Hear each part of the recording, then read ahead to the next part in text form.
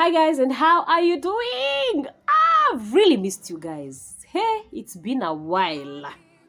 It's been a while. I've really missed even being in front of the camera. I've missed beating new stories. I've missed everything about content creating. But I thank God that today I'm here. And anytime you see me around this spot, you should know what it means. It means story time. You know I love stories. And the reason why I love this spot is because of the lighting that it gives. It gives a very good lighting, considering that I don't have a ring light right now. I'm using a bulb light. But today I decided to improvise to some funny lights over here, but I'm loving it anyway. And so yeah. But before I start beating you story or telling you story, I want to tell you where I have been for the longest time. And I have not been feeling well for a while now. It's almost, this is the third year actually. I've been struggling a lot with health, but for the past 2 months it was bad. It was really bad, to a point that I could not grab a camera and record a video, to a point that it had started driving me into depression, which it was not a good sign for me. And so I decided to take a break from a lot of things, from so many things, and I decided to focus on my health and focus on myself, because without me there is no content, without me there is no business, without me there is no friend, sister, wife, mother, And so I decided to sit back, relax, and take care of my health first, and then I was hopeful that I was going to get better. And here I am, I'm back again, and this time round I pray that this is the end of it. Like, health is one thing that I have learned to appreciate, and I know that things are going to get better. Yeah, and that's the reason why you've not been seeing me uploading videos. That's the reason why you've not seen me doing content. Now I hope you understand. Anyway, let us introduce the video. Are you new to this channel? Is this your first time being here? I want to say thank you so much for clicking in. Thank you so much. Thank you so much. And my name is Jane Kinga. This is Adopted, and you're most welcome. Kindly, if you have not yet subscribed, consider to subscribe, support this girl, like, share, comment. Let us interact. Let's keep knowing each other, and allow me to give you the great content that I have. Sawa. And if you're a returning subscriber, I want to say thank you so much for your support. Thank you so much for sticking in even the time that I was not around. You've been asking me a lot of questions like, yo, what's happening? But right now at least you know what has been happening, and thank you so much for the love. And I'm looking forward to give you great and more content. Sawa. Now let's dive straight into the story. Sawa. And by the way, I'm taking bottled water. Bottled water. Growing up, by the way, let me digress kidogo. Growing up, I used to say that I can't buy water. I can't. Why would I buy water? Why should I buy water? Should I, whatever. Buy water when I have running water in the tap. Little did I know that one day, I'll come buy water. I'll begin buying water. Begin. English. Anywho, as long as unanielewa. And so I amweba and everything. Ilidil na mimi until I decided, you know what? My health is more important than money. My health is more, because without me, as I said, without me, there is no even that business. There is no even that family that I'm trying to save for, So I decided to take care of myself, and so far so good. And yeah, that's it. Now, so let's dive straight into the story, guys. And first of all, I want you to know that growing up here is the most difficult thing that can ever happen to any child, be it a boy or a girl. It's the most toxic environment to grow up in. But let me tell you one thing. It takes God's grace, God's intervention, a lot of discipline, and a very strong support system around you as a child to get out of ghetto alive. And I'm not saying that people who are alive it has taken God's grace for them to be where they are. Even if they are still in the ghetto, it has taken God grace. It has taken God for them to be where they are. And again, we don't choose where we grow up in. But one thing I know, and one thing I knew from the time I was young, because my grandmother used to tell me that, I know you're here, but it will depend on you where you're going next. It's you to decide. If you want to have 10 children, remain here, that's your choice. If you want to be killed because of drugs, because of theft, because of nini, that's upon you, you know. And yeah, it has taken God's grace for me to get out of that place. It took a lot. It took a lot of discipline for me to get out of that place alive, right? It is not easy. And let me tell you one thing, the story now. And definitely we know in the ghetto we have gang members. We have these tough gang members around the slums, and they're the most dangerous people to live around with, because they really don't care whether you die or you survive, you know. It's because they are abusing a lot of drugs, and they don't see anything. Nothing is a big deal to them.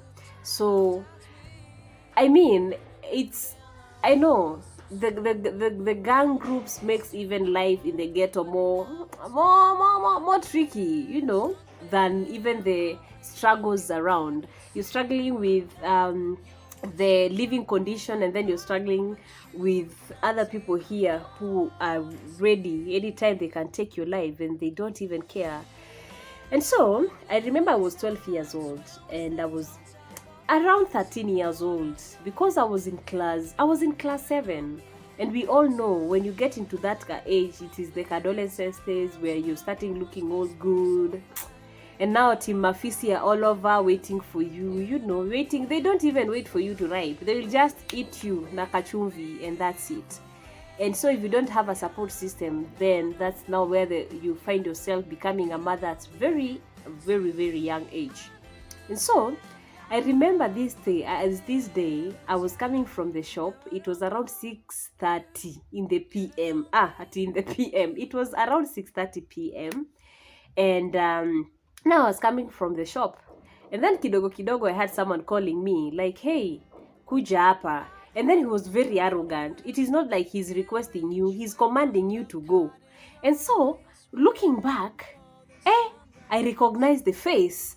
And I was so scared, because he was the most feared gang leader in that area.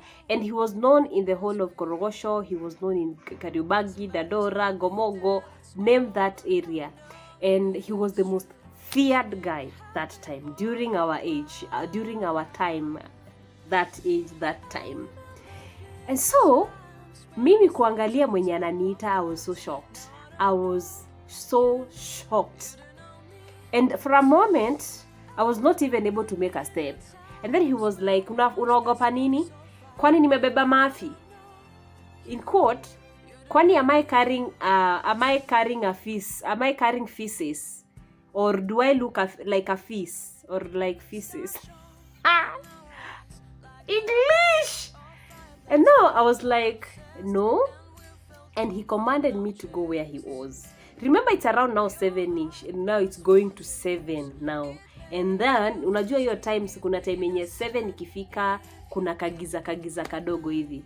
And so he was like, unakaa vizuri. He know me. This guy know me like very well, because he knows my grandmother. He was like, kwani umetoka wapi? And then I was like, nilikuwa nimetumwa. And then he was like, nimekuita because I want you to be my girlfriend. And then the moment he mentioned a girlfriend, remember, I'm 13 years. Let me say I was 13 years old, and I was so naive. I've never heard of a girlfriend or a boyfriend, because my grandmother will always tell me, the moment I'll hear that you have a boyfriend, I will just kill you. So I didn't want anything to happen for me to have a boyfriend. And now this guy, he's the most dangerous guy known around, and he's here telling me that he wants me to be the girlfriend. Remember, I'm too small, I'm too young. Even the body wise, I was too small. And so he was like, na usijaribu kuniambia hapana because I will kill you. Remember, this guy has a gun. And I think that day they had a mission somewhere, so he had a gun. I could not even shout. I could not even scream. And you know, guys, when you're in fear, I don't know, sometimes you're not able to react. Me, nili freeze. And then he was like, mi nataka ukue demu yangu, na usijaribu kuniambia pana because itaku. And I was like, it's okay, mimi sina shida. I was like, I don't have a problem, it's okay. And then something, I don't know what happened, I just smiled and then I was like, but it's okay. If you want me to be the girlfriend, is it okay you come home? And then he was like, haina shida, nitakuja. Na usinichezee akili. He was like, I will come but not play with my mind. And off I went. That time, guys, I didn't have anything to say. I was in shock. And me getting home, my grandmother noticed that something was wrong, and she was like, what's wrong? What's happening? I was like, no, mom, grandma, shosho, nimekuwa na exam and kichwa inauma. Because I didn't want to tell her whatever had transpired, because shosho yangu was this, he was so protective that she was so protective that she could do anything to protect me. And then I was like, this guy is so dangerous. I don't want my grandmother to confront this guy because anything can happen, because he's so much into so many drugs that he can't spare you when you confront him. And it's a lot of cases were happening. People were being killed day and night. Even old people were being killed. And now my grandmother allowed me to go sleep. And that night, the guy did not come. 3 months later, I think that night, the guy, whatever, they went somewhere, committed a crime, and then they went into exile. And 3 months later, I remember we were sleeping, and we had a knock. It was around 3 a.m. in the morning. My grandmother had a knock, and then she was like, who is it? Who is at the gate? It was very early in the morning. And so remember, guess who it was? It was this guy that had approached me to be the girlfriend. And he was telling my grandmother, it's so and so, and I'm here for my wife. And my grandmother was shocked. Your wife? And immediately my grandmother noticed that something is not right. And I remember her telling him that, oh, it's okay if you're here to look for your wife or to see your wife. Can't you respect me as a mother-in-law and come back tomorrow early in the morning? Because right now it's still dark, and you need to come when at least we can see one another. If you really mean that she's your wife. And she really pleaded with this guy to come the following day. And at that time I was so shaking, because I knew now here ile kichapo nitapatwa na shosho, mtakuwa mkisema kulikuwa na mtoto, because she was a no-nonsense woman. She was a no-nonsense person. And even after that, at that time I was so shaking, and I was telling her, it's okay, grandma, I will tell you, me, he's not my husband. And I was all protective, and she was like, no, it's okay, no need for you to apologize. And that's the moment I realized that I have someone who I can lean on to. I had a shoulder to lean on to, because I was so scared. I didn't want to tell her whatever had happened, because I thought I wouldn't, he, her. Me, I was so scared, in short, to tell him whatever had transpired 3 months ago, because I was scared that she wouldn't understand. But to my shock, she was like, you don't have to explain, I understand. And guess what? I think that was the last time I've ever heard about that guy. Again, he went, again committed, I think, crime, and then he went to exile. And by the time maybe he was coming back, he had already changed his mind. And that's how God rescued this girl from he rescued me from a gang. Is it a gang leader? Because every woman he dated lazima ungepata mimba yake na uzae. And that was like, there was no negotiation about that. If you're my girlfriend, you give birth and that's it. And that's how God protected me that